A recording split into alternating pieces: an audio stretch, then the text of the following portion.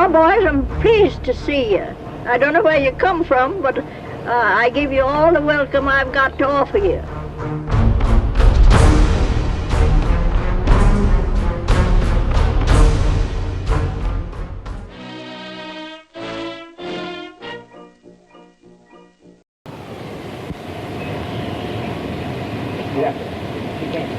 Hello, folks.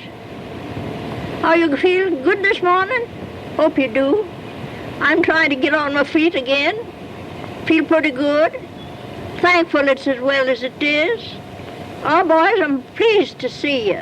I don't know where you come from, but I give you all the welcome I've got to offer you. And I want to tell you that I'm living on the same ground that I've lived on for 75 long years when I come here as an 18-year-old bride.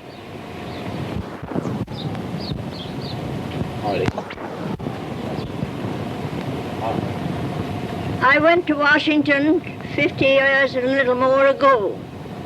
I saw all the people around there and been with the presidents. And I learned a great many things up there that I didn't know before. I'll add a little more to it. I was one of the board of lady managers for the Chicago Exposition. And I served my full time in Chicago and learned a good many things over there. I was a delegate to the Tennessee Centennial Exposition. I was a delegate to St. Louis, a juror at St. Louis. I think for a North Georgia cracker of my size and age, I've had a pretty good education on that line. That do all right?